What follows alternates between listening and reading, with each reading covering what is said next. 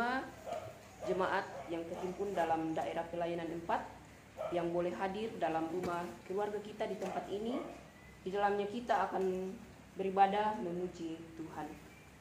Kami undang kita semua bangkit berdiri dan kita menyambut dan memuliakan Tuhan dengan menyanyikan lagu dari NKB nomor 5. Kita lakukan ayat pertama, seluruh dunia hanyaikanlah Kau Allahku, dan syair selanjutnya, seluruh dunia hanyaikanlah.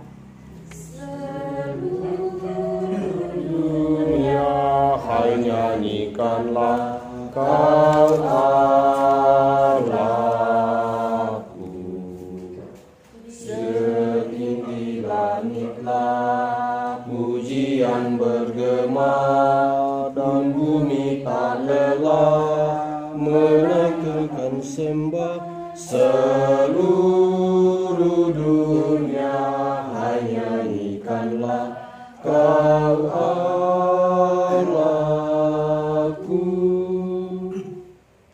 Kita habiskan ibadah rumah tangga di tengah-tengah keluarga kasih di tempat ini di dalam nama Allah Bapa dan Anak dan Roh Kudus. Amin.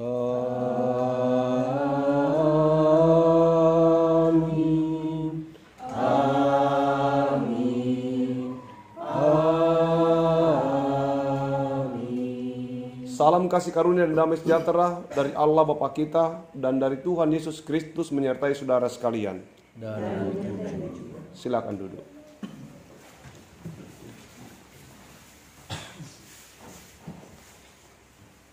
Saudara-saudara, Tuhan telah melawat kita dan menyertai kita dalam damai sejahtera, merangkul kita dalam kehendak dan kasih-Nya, dan memanggil kita untuk datang beribadah kepadanya sebagaimana firman-Nya. Masuklah, marilah kita sujud menyembah, berlutut di hadapan Tuhan yang menjadikan kita. Sebab Dialah Allah kita, dan kitalah umat gembalaannya dan kawanan domba tuntunan tangannya. Mazmur pasal 95 ayat 6 sampai ayat yang ke-7. Untuk merespon nats pembimbing dan mengantar kita masuk dalam pelayanan firman, mari kita memuji Tuhan dari PKJ nomor 127. Kita lakukan ayat pertama, PKJ nomor 127. Jadilah Tuhan kehendak-Mu, ku tanah liat di tangan-Mu, dan saya selanjutnya. Kami minta diton. Jadilah Tuhan kehendak-Mu, ku tanah liat di tangan-Mu. Bentuklah aku sesuka-Mu, aku nantikan sentuhan-Mu. Sebelum kita membaca serta merenungkan kebenaran firman Tuhan, kita meminta pertolongan kepada Tuhan di dalam doa kita. Berdoa. Kami ada hari ini Tuhan bukan karena kekuatan kami sebagai manusia, bukan karena kehebatan kami sebagai manusia, melainkan karena kasih anugerah-Mu kepada kami yang senantiasa tak berhenti Tuhan. Saat ini berada di tempat ini, kami akan merenungkan kebenaran daripada firman-Mu. Namun sebelumnya itu kami mengundang kuasa Roh Kudus untuk memberkati kami, baik kami sebagai pembicara firman-Mu maupun kami sebagai pendengar daripada firman-Mu Tuhan. Berkati kami supaya kami dapat mengerti dan dapat melakukannya dalam kehidupan kami sehari-hari. Amin. Pembacaan kita pada sore hari ini terambil dari Matius pasalnya yang ke-13. Matius pasalnya yang ke-13. Ayatnya yang pertama sampai ayatnya yang 23. Matius pasalnya yang ke-13 ayat yang pertama sampai ayatnya yang ke-23. Di sini kita akan membaca secara berbalasan. Saya akan membacakan ayatnya yang ganjil dan jemaat akan membacakan ayatnya yang genap. Perumpamaan tentang penabur. Pada hari itu keluarlah Yesus dari rumah itu dan duduk di tepi danau. Maka datanglah orang banyak berbondong-bondong dalam menemui dia, sehingga ia naik ke perahu dan duduk di situ, sedangkan orang banyak berdiri di pantai. Dan ia mengucapkan banyak hal dalam perumpamaan kepada mereka, katanya, adalah seorang penabur keluar untuk menabur.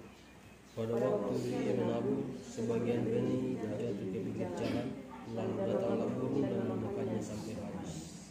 Sebagian jatuh di tanah yang berbatu, yang tidak banyak tanahnya. Lalu benih itu pun segera tumbuh karena tanahnya tipis. Sudah matahari terbit, layu lagi dan menjadi kering karena tidak berakar.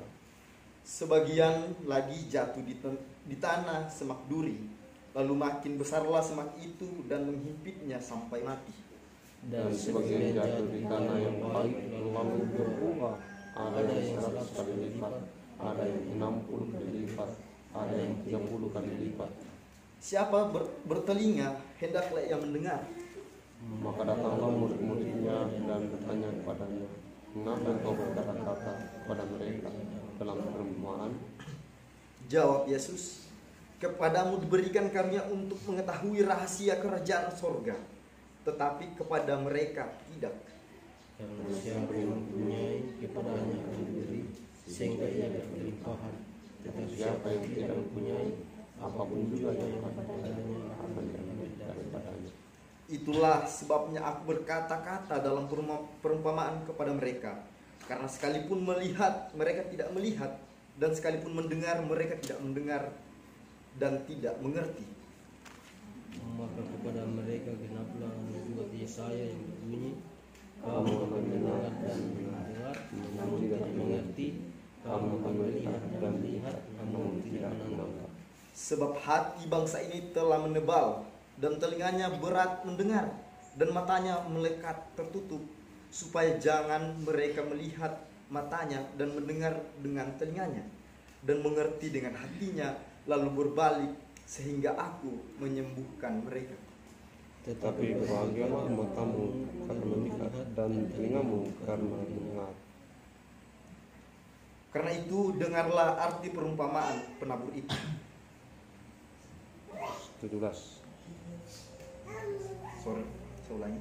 Sebab aku berkata kepadamu, sesungguhnya banyak nabi dan orang benar ingin melihat apa yang kamu lihat, tetapi tidak melihatnya, dan ingin mendengar apa yang kamu dengar, tetapi tidak mendengarnya. Karena itu dengarlah perumpamaan penabur itu. Kepada setiap orang yang mendengar firman tentang kerajaan sorga tetapi tidak mengertinya, datanglah si jahat dan merampas yang ditaburkan dalam hati orang itu. Itulah benih yang ditaburkan di pinggir jalan. Benih yang ditaburkan di jalan yang berbatu-batu ialah orang yang mendengar firman Tuhan itu dan segera menerimanya dengan gembira. Tetapi ia tidak berakar dan tanah sebentar saja. Apabila datang penindasan atau penganiayaan karena firman itu, orang itu pun segera murtad. Yang ditaburkan di tengah-tengah duri ialah orang yang mendengar firman itu, lalu kekhawatiran dunia ini dan tipu daya kekayaan dan himpit firman itu sehingga tidak. Yang ditaburkan di tanah yang baik ialah orang yang mendengarkan firman itu dan mengerti, dan karena itu ia berbuah, ada yang 100 kali lipat, ada yang 60 kali lipat, ada yang 30 kali lipat. Amin. Firman Tuhan.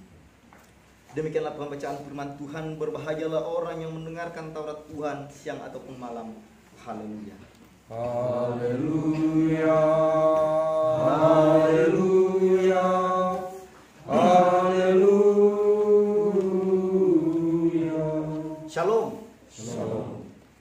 Dari sepanjang jauh ayat pembacaan kita pada malam hari ini, Sinode GTM atau Gereja Toraja Mamasa memberikan tema yaitu berakar, bertumbuh dan berbuah. Berakar, bertumbuh dan berbuah. Ketika Yesus masih berada di dalam dunia, dia tidak hanya tinggal di dalam satu tempat. Ketika Yesus ada di dalam dunia, dia tidak menetap di satu desa atau kampung, tetapi dia berpindah-pindah. Baik itu berpindah negara, kota, kampung, bahkan dusun sekalipun kalau di dalam kehidupan kita pada saat ini. Ada orang yang datang untuk mendengarkan pengajaran Yesus. Pada saat Yesus berkeliling untuk memberitakan Injil, itu tidak sedikit orang yang datang untuk mendengarkan apa yang Yesus sampaikan atau apa yang Yesus katakan di dalam perjalanannya. Dalam Matius 13 ini atau dalam pembacaan kita pada sore hari ini, itu menggambarkan perjalanan Yesus dengan menggunakan pengajarannya dengan menggunakan perumpamaan tentang benih, perumpamaan tentang penabur di dalam pembacaan kita pada sore hari ini. Di sini Yesus memberikan beberapa perumpamaan. Ada 4 perumpamaan yang Yesus berikan kepada pengikutnya pada saat itu. Perumpamaan yang pertama yaitu benih yang jatuh di pinggir jalan dimakan burung sampai habis. Perumpamaan yang kedua, benih yang jatuh di tanah yang berbatu-batu, yang tidak banyak tanahnya, benih itu tumbuh karena tanahnya tipis, namun segera layu dan kering oleh sinar matahari karena tidak berakar. Perumpamaan yang ketiga yaitu benih yang jatuh di semak duri, tumbuh namun mati, dihimpit oleh semak duri itu. Lalu perumpamaan yang terakhir itu menggambarkan benih yang jatuh di tanah yang subur, tumbuh dan menghasilkan buah berlipat kali ganda, berlipat kali lipat. Ada 100 kali lipat, ada yang 60 kali lipat, ada yang 30 kali lipat. Di dalam ayat yang ke-23. Nah, melalui perumpamaan ini Yesus menjelaskan bahwa benih yang ditabur adalah firman. Benih yang ditabur dalam perumpamaan ini, benih yang ditabur itu adalah firman. Dan tanah yang menerima itu adalah umat-umat yang mendengarkan apa yang diberitakan oleh Yesus pada saat itu. Ada benih yang jatuh di pinggir jalan. Itu menggambarkan bahwa orang-orang seperti ini adalah orang-orang yang mendengarkan firman Tuhan namun menolaknya, sehingga iblis mengambil kesempatan untuk menggugurkan firman itu. Orang yang mendengarkan, dia pergi beribadah, tetapi dia menolak untuk mendengarkan firman itu. Dia sekedar pergi, tetapi dia tidak ingin mendengarkan firman itu. Ada benih yang jatuh di tanah yang berbatu-batu. Mereka adalah orang yang mendengarkan firman itu dan segera ia menerimanya dengan gembira. Namun ia tidak berakar dan tanahnya itu tipis dan dia tidak bertumbuh. Orang-orang seperti ini menggambarkan apabila datang penindas atau penganiayaan karena firman itu, ia akan goyah imannya. Di dalam pembacaan kita pada sore hari ini,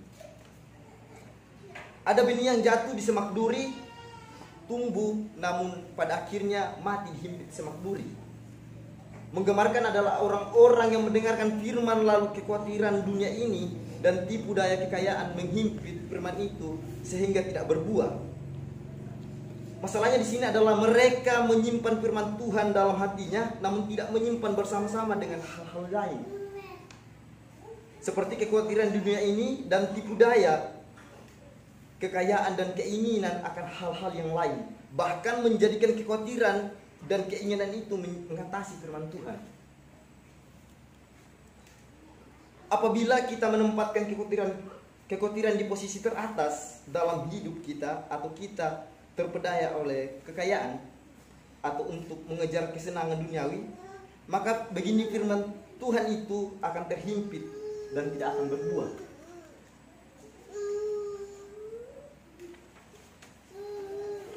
Benih yang terakhir adalah benih yang ditabur di tanah yang baik. Mereka adalah orang-orang yang mendengarkan firman Tuhan lalu mempraktekkannya di dalam kehidupan kita sehari-hari. Di sini saya memberikan contoh. Ketika kita berada di ladang, rata-rata di sini petani sawit. Ketika kita berada di ladang, lalu kita menanam pohon sawit di tanah yang subur, pasti sawit itu akan berbuah dengan lebat. Begitupun dengan firman Tuhan yang kita dengar. Ketika kita dengar lalu kita praktekkan dan kita sayangi, kita jaga iman kita pasti akan kuat. Nah, di sini adalah pilihan bagi kita sebagai orang percaya. Ketika kita membaca ayat ini, kita akan mengerti bahwa saya akan masuk di mana. Itu adalah pilihan bagi kita. Kita ingin masuk di benih yang jatuh di bebatuan, kita ingin masuk di benih yang subur, jatuh di tanah yang subur. Lalu ada pertanyaan di sini yang bisa kita diskusikan bersama-sama, yaitu dari perumpamaan penabur di atas kita menemukan bahwa ada benih yang tidak menghasilkan buah dan ada benih yang berbuah, bahkan berlipat ganda. Menurut kita, apa yang menyebabkan benih itu tidak berbuah, sedangkan yang lainnya tidak? Sedangkan yang lainnya berbuah, padahal penabur sama-sama menaburkan benih. Apa yang menjadi pembeda dari benih yang ditabur itu? Saya persilakan untuk menjawab.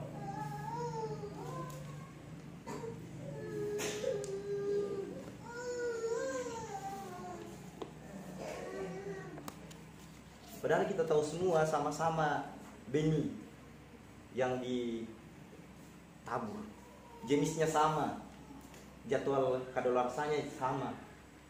Tetapi ada yang berbuah, tetapi ada yang tidak. Apa yang menjadikan pembeda dari benih itu? Apa yang membuat benih yang lain subur dan benih yang lain tidak subur? Pertama dari tanahnya, kondisi tanah, kemudian cuaca. Kalau musim kemarau, berubah juga. Cara-cara ini karena dia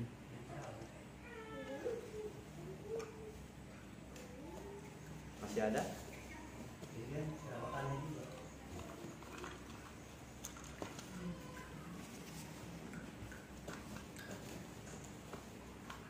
Lanjut ya, kenapa tidak berdua? Karena banyak rumputnya dari sentro, kemudian rumput.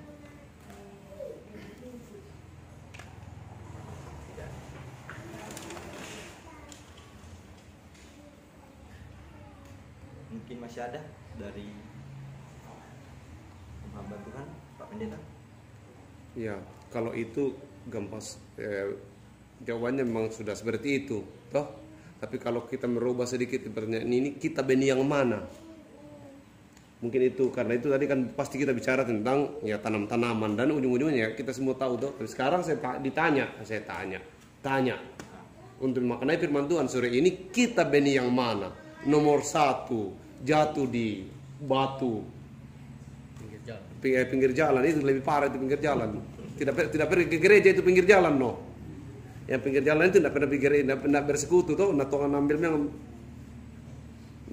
burung-burung. Satu, kedua tumbuh, saya di situ, tumbuh duka, basah duka mageresa bu, saya di masalah.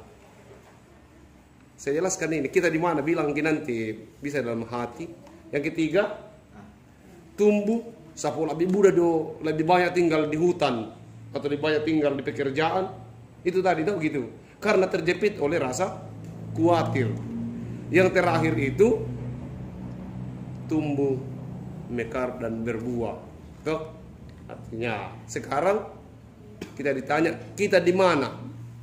1, 2, 3, 4. Jangan bilang 4 dulu, mulai dulu proses 1, 2, 3, 3. 3. 3. Saya, Ya. penjelasan saya di 4. 4. Iya. Ya. Ya, Tapi saya tidak tahu penilaian orang. dari Iya, perasaan orang lain. Iya, iya. Keempat. Saya punya di 4. Saya juga di 4, di Padang, saya kecil. 4. Iya. Lanjut.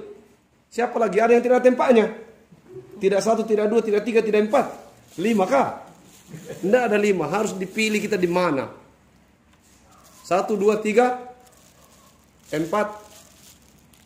Di mana? Yang berurutan mananya polisi? Di mana? Nomor 1, 2, 3. Diskusi kita. Nah, diskusi kita malam hari ini, sore hari ini, itu masih berlanjut di dalam pertanyaan yang kedua.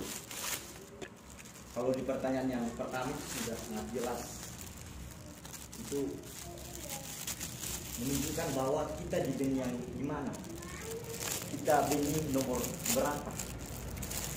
Pertanyaan yang kedua itu adalah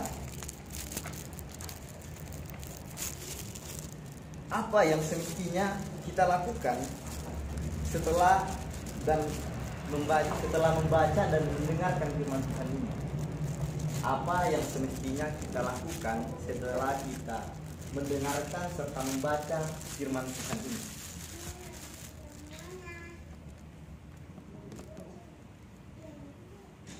Saya persilakan menjawab. Berusaha menjadi benih yang di nomor 4. Berusaha menjadi benih yang di nomor 4 walaupun kita berada di benih yang nomor 3. Mungkin masih ada?